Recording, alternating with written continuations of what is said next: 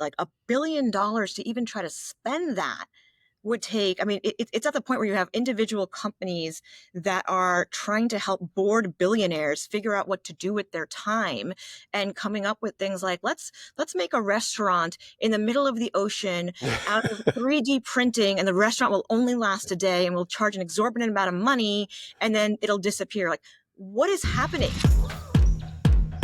Trailblaze Therapy Day. You've been tracking this bill that I know everybody hears about it as the big, beautiful bill. Don't say that. I hate it when people I know. repeat the messaging on it. Well, it's I want to say that in an ironic internet way of, oh yeah, so beautiful. I mean, it's definitely big, that we can give it. But yes, it's beautiful that we are doing the biggest cut in federal programs ever, that we are making the biggest debt limit increase ever, and that we are making ICE the biggest law enforcement agency in the country. I mean, ICE already has jurisdiction like 100 miles from the border. That's like 80% of the population right there, right? I mean, it is a big bonkers bill.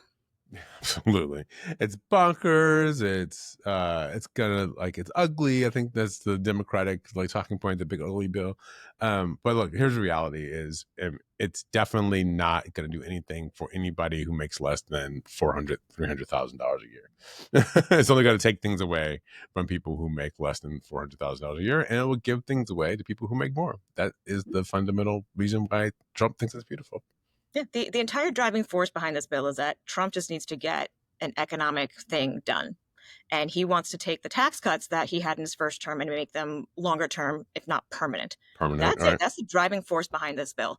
And when you decide that you're not going to actually get money into the government, money that frankly is owed by many of the billionaires and oligarchs who use all sorts of public resources to make their money, but get the biggest tax breaks ever compared to the rest of us. When you don't bring that money in, then things either get cut or you end up running into debt and a deficit. And it's really shocking to see how quickly the Republican Party, that party that used to be about fiscal responsibility, has just fallen in line with, let's get Trump what he wants. Let's just make this happen. And that's, we have people now in the Senate saying they're not going to run for re-election because they've decided that they're going to do Trump's bidding. And they just don't want to have to face the public again after saying yes to Donald Trump. Yeah, they don't really care about what's happening with the debt, but we've always known this about Republicans. It's really about which jobs program, which redistribution are you up for, right? Like Democrats are like, well, let's get more money into the base of the pyramid, the economic pyramid. Let's get more money into the middle class so that people can have money, to buy a house and send their kids to school and maybe take a vacation from time to time. The Republicans say, let's give more money to the business people. And then maybe it'll trickle down, maybe it won't. We don't know. So we'll do that through defense spending. We'll spend a bunch of money with defense contractors. And then we'll do that through tax cuts. And we'll give everybody who makes over a certain amount of money. And if you have a business or at least a pass-through business, a LLC or an S-Corp, then you'll be able to take advantage of these things. But if you make an hourly wage, if you get up in the morning, put on your clothes, go to a job, clock in, stay there for 8 or 9 hours, leave, make the median income in the United States, which is about $72,000 a year for the general public. In African-American terms, it's like $56,000 a year. I think Latinos are about the same. If you make $50 or $60 or $70,000 a year, you're going to get nothing. You're going to get nothing. And so that is the trick of the Trump economics is give all the money to the rich people. Let's hope that they, create some new jobs for people who make $70,000 a year, and everybody else, you're on your own. You're just on your own. Well, the whole idea is that the folks at the top of the pyramid right now benefit from everybody else's labor. They're not looking to get us to do less labor. They want us working more, longer hours for less pay and with fewer benefits and security. And they're already there. Let's be real, right? The idea of, hustle culture and the gig economy. I mean, I don't know anybody who's got a job that they could stay at for 20 years and have a pension, right? The idea of, corporate loyalty, there's nothing being given back to workers at this point. You're lucky if you can get health insurance or any other kind of benefits from your employer these days. So that promise that used to be there about working hard and being loyal to the company, that doesn't exist at all. And it's a massive generational shift. We are millennials and younger. We're the first generation that is not going to out earn or economically advance from our parents. First generation ever. And it's not for lack of work. Let's be clear. We are working longer hours. It's just the system is not giving us what our parents used to get. And then you add on student loans. I mean, all of these are various designs that put into place extra burdens on working people, while, again, the wealthy are getting credit for already having money and continue to get credit for having money. And they would like us to be supporting their lifestyle. Yeah, look, I don't have a problem with anybody being wealthy. I don't have a problem with anybody making money. The problem I have is I want more people to make more money, right? Like, that's my problem. Like, we need more capital at the bottom and at the center part of the pyramid, right? We need more people able to support themselves. We need people to be able to send their kids to childcare, and so they can keep working if they need to work an extra shift and not be worried about where their kids are going to be, or that they're going to start a business and keep like funding their side hustle so they could do that in the evening while their kids are being taken care of and not have to pay an exorbitant amount of money. We need people to be able to go to school and not have to spend 40 years paying off student loans that they're not going to be able to afford to get a job that's not going to actually make as much money as it did before. We need to figure out what we're going to do when AI comes and starts disrupting so many of these industries and people start losing their jobs. And so does that mean that we're going to have like a higher minimum wage or more guaranteed income so that people have more money at the base of the pyramid so they can take care of their families?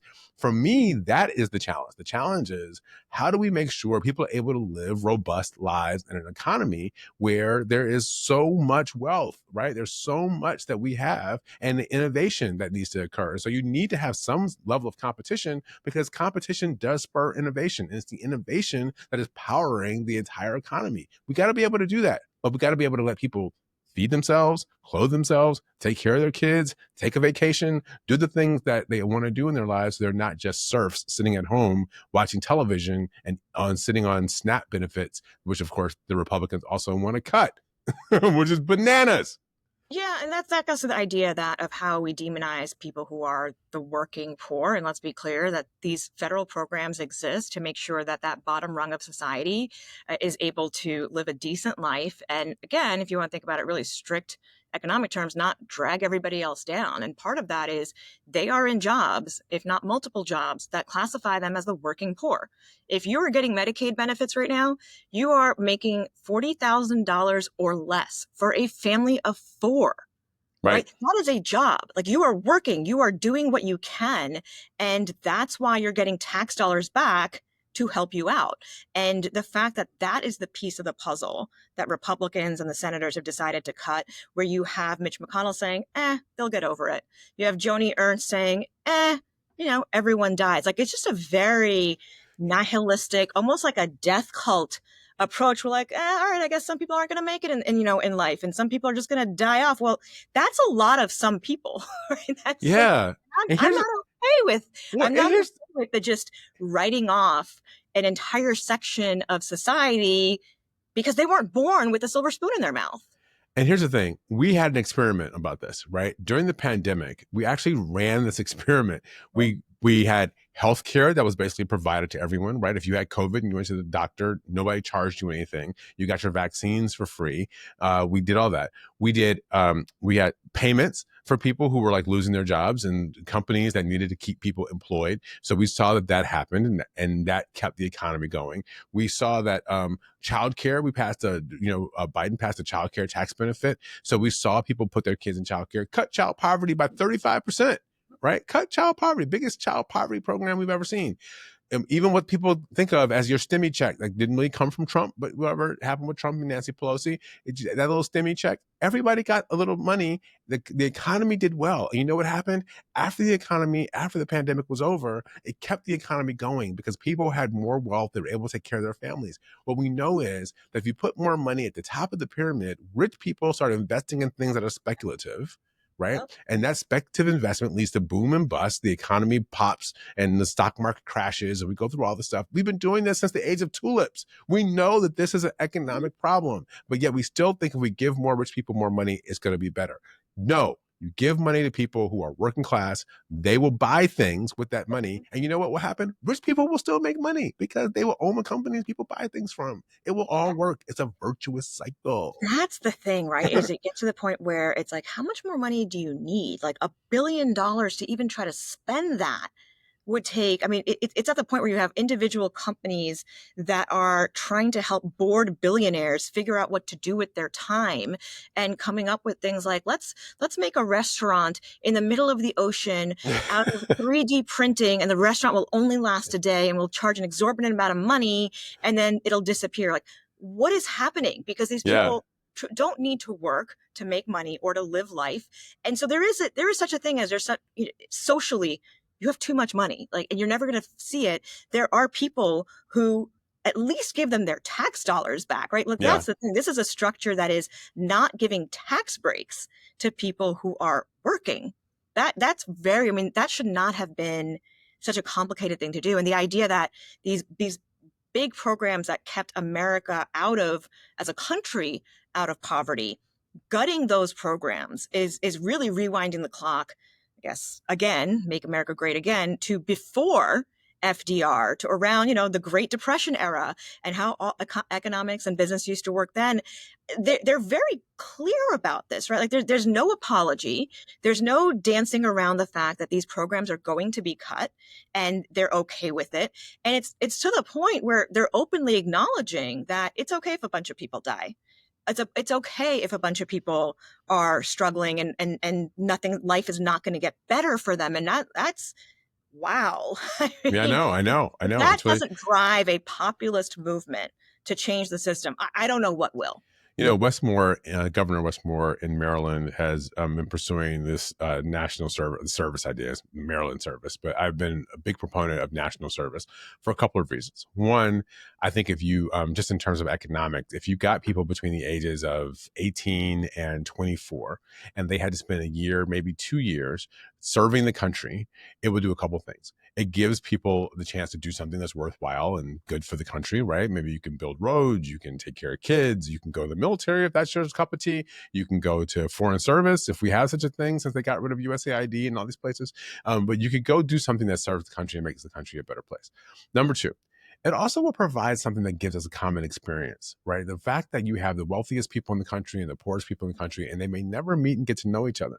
One of the things I remember meeting people who are older, and you meet these older guys, and they all served in the Army or the Navy or something in the 1950s or 60s. And they had this experience about, oh, the food was bad. Remember, you went to Fort wherever. Yeah, that food was bad. Remember that one guy in the trucks and the blah, blah. But they had this experience that they all have in common about being in a shitty situation together, regardless of how much money they had or wherever they came from. But it was a common experience. There's nothing in America today that's really a common experience for us. There's nothing that we have. I mean, unless you're counting like watching reality television. But other than that, or like a sports game, there's nothing in that we have. And so, one, I want to do that.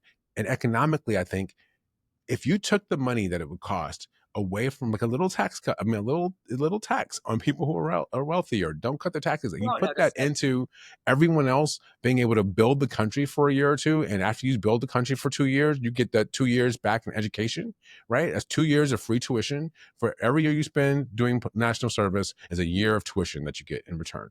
I think that builds the country, makes it a better place, makes it more affordable, and makes the country like work. I don't know why people are so against this idea.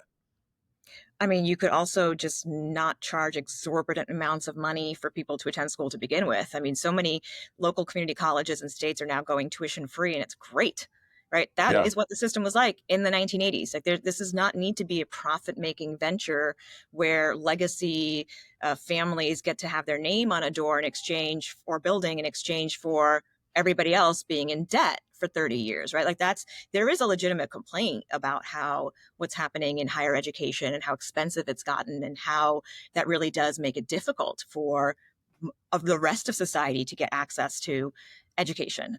So we've done different things before. Like, this is the irony, is that we are actively as a society, as a governance structure, moving to the things that prove to not work. And like, they already show, like, child labor is not a great idea. No. There are states that are lowering child labor laws to 14. Like, why? Why is this the answer to any of the challenges that we face in society, is to go back to the good old days when people were existing in their serf status versus lord status, and nobody had access to anything. And there's, you know, discrimination was written into the law. Like, oh, it is actually that blatant.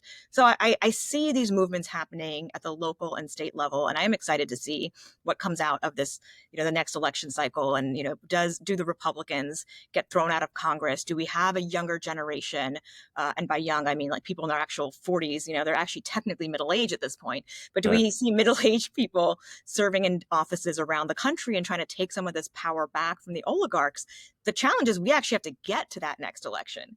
And with the policies that we see in place, and with, you know, the law enforcement expansion of ICE, there's just so much that's happening in this moment that I do worry about us even getting to that next election.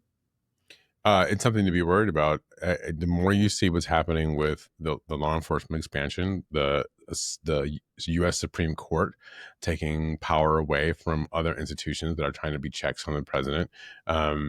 Today, I was just, you know, the story today, right now, about what's happening in terms of people who have been nationalized American citizens. And the U.S. government, the Trump administration now wants to be able to take away your naturalized citizenship for more laws. If people have broken laws, they could be denaturalized, right? Mm-hmm. Talk about an un-American policy. This is literally an un-American policy. We're going to un-American you if we decide that you've done something that we don't like. And we're not talking about people who have taken up arms against the country and maybe fought a civil war. No, we're going to name army bases for them.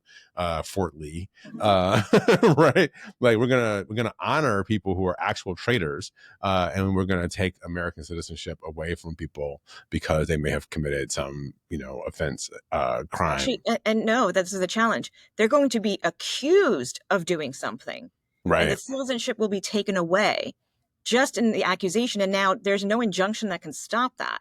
So based on an accusation, the government can do what it wants to you and your status and your freedom, put you in jail, all of those things. And then until the court case as an individual resolves, the government can get away with whatever it wants to. And here's the trick about how they've got this thing structured now is they've now figured out, you know, the Trump administration isn't even contesting some of these cases, because what they figured out is if you win a case in a district court somewhere, that case may apply to you only, or may only apply in the district where it occurred, but not the national, but not the whole country. So what they don't want to actually appeal it, because they don't want the ruling at a higher level to apply to everyone else. So they're just going to allow these little like subgenres, these little ordinances around the country. So depending on where you get arrested or where you live, like dealing with whether or not people are actually American citizens, right? If you're born in the United States, if you get to be an American citizen.